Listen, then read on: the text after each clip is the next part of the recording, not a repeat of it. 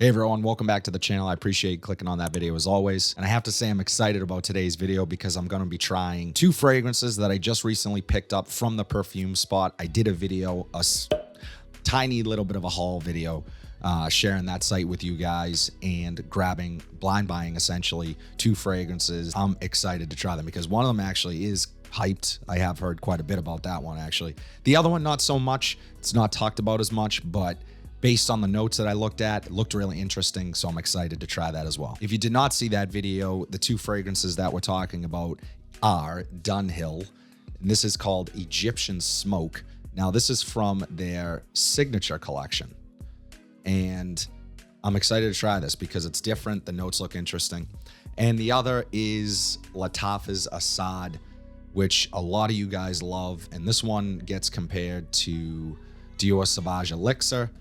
So I'm excited to try that as well and see what all the hype is about. Please bear with me. I've been sick for a few days. I've had a pretty bad cough. I lost my voice for a couple days, but as they say, the show must go on. So bear with me. I'm going to try to get through this video and by the end of it, tell you if either one of these are worth you picking up. So I'm going to try them on skin, take a look at the notes, see what I get. So the Dunhill presentation is top off, and boom, there's the fragrance. I like the cap. It's consistent with other Dunhill fragrances, like Icon and more popular ones that you guys might know about. Very heavy bottle. You got your Dunhill on the top of the cap. And is this a magnet? No, not magnetic, but snaps into place quite nicely. I love the juice color. Interesting juice color, and this scent is called Egyptian Smoke. So let's check the atomizer. Decent atomizer, nothing crazy. Okay, in the air, already getting a lot of rose, which I like. Very smooth, very creamy, smooth blend. Okay, so on skin, very nice vanilla, ambery, woody, slightly smoky, and that rose. It's a really nice scent. It's sensual. It is making me think date night just on first sniff. Definitely evening. I would already just on first whiff as well, I would say this is definitely a unisex fragrance.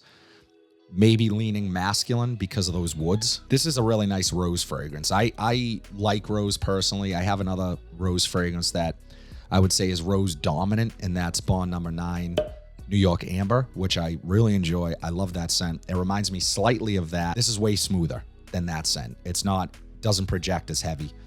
It's not as much of a statement as that scent. Everything is blended really well. That's the first thing that stands out to me. However, I can pick things out. I can pick out the woods, the smoke, the rose, and that vanilla ambery feel. It's a bit of a dry fragrance. So I'm thinking date night, sensual. I'm actually really liking this. The quality is awesome. Great quality for a Dunhill fragrance.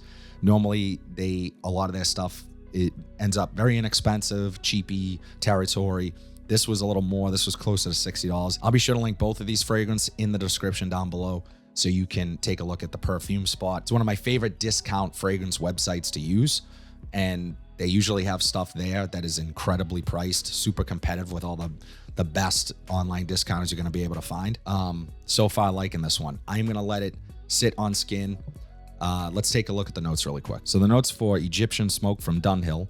Top notes are black tea, pink pepper, and ginger. Mid notes are tobacco, grass rose, cacao, papyrus.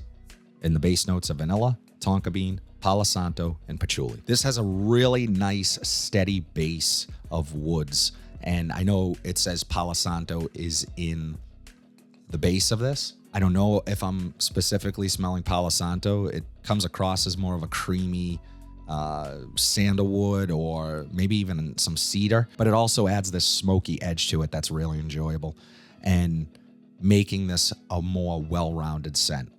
I quite like this one. This is an interesting fragrance. You have to like rose, in my opinion, and I'm talking floral rose.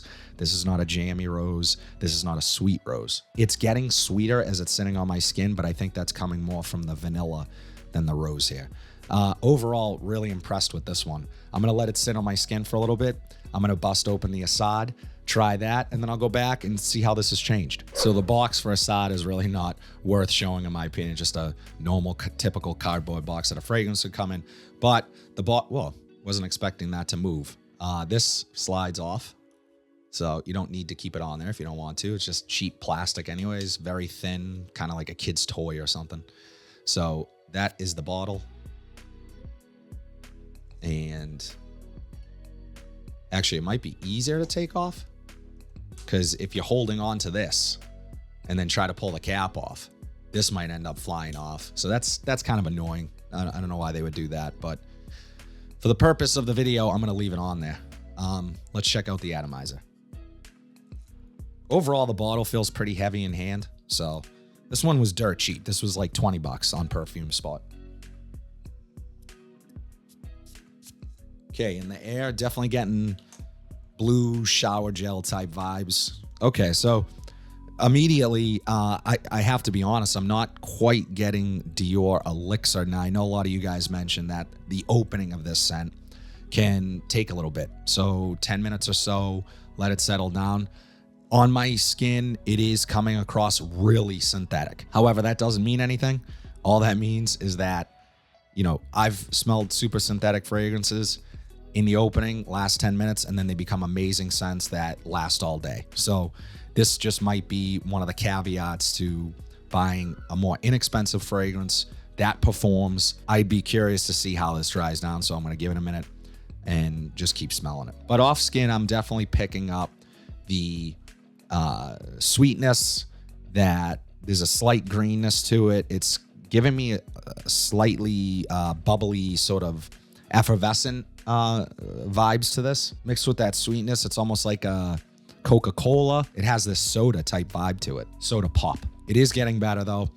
Some of that initial blast of syntheticness is fading, as I thought it would. What I will say is that this is a potent fragrance, and that's obvious right off the bat. It's almost not, it's not the type of fragrance that you want to be doing what I'm doing right now, smelling it directly off of my hand. I would imagine this is really nice in its sillage.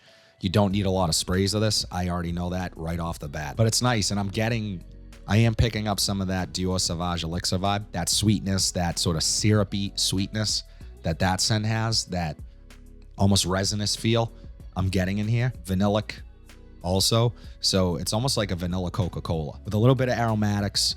I'm going to take a look at the notes really quick, see what's in here, and see how it's changed. So the notes for Lattafa Asad, top notes are pineapple, black pepper, and tobacco. Mid notes are patchouli, iris, and coffee. And the base notes are amber, benzoin, dry woods, labdanum, and vanilla. So on my skin, I'm not particularly picking up many of the notes mentioned, other than the vanilla and the sweetness and the woodiness. It's almost a bit smoky. I think some of that might be coming from the fact that this is synthetic and it's a little bit harsh on the skin on first spray. So I'm going to go jump back to the Dunhill, see how that's changed. The Dunhill is actually starting to get this almost deeper chocolatey feel to it, making the scent all the more sort of sultry. And again, I think this would be a fantastic date night scent out at night. Probably cooler weather, the smoke, the woods, the rose. It's all working really well. It smells like it's going to last on my skin, so I'd be curious to test this more and see what the true longevity of it is, but it smells like it's going to stick around. I'm going to check the Asad again. Yeah, this is reminding me more of Dior Sauvage Elixir for sure. I don't have that scent, so I can't compare the two, but it is reminding me of it. The quality is not as good as the Dior. I will be totally honest about that. But I think this is going to be a nice alternative to that scent because it's beginning to smell just like it. I think this is going to last a long time. This is going to project really well. And for 20 bucks compared to that scent, which is well into the hundreds, this is a really nice alternative to that clone, whatever you want to call it. I like this one. So check this out. For 20 bucks, you can't really go wrong. Lattafa Asad. I think if I had to choose a favorite of the two, my taste personally is leaning towards the Dunhill Egyptian Smoke. And I think the reason for that is just the overall quality that you're getting for $57, I think is what I paid on the Perfume Spot. So again, I'm going to link that down below. Fantastic quality for the price. Incredible, actually. Just smells great. It just has this sort of addictive quality to it that makes me want to keep smelling it. If you guys are into sort of cooler weather, night out, smoky, ambery, rose-based fragrances, definitely check that one out. That is a steal at $57. That's all I have today, guys. Let me know in the comment section down below what your thoughts are on Dunhill's Egyptian Smoke or Lattafa Asad. If you guys own them, have you tried them? Are they on your list to maybe pick up? I'd love to know. If you like what you saw today, please be sure to like, comment, subscribe, share this video, hit that bell notification so you're updated whenever I upload new content. But until then, have a fantastic day, and I'll see you in the next video.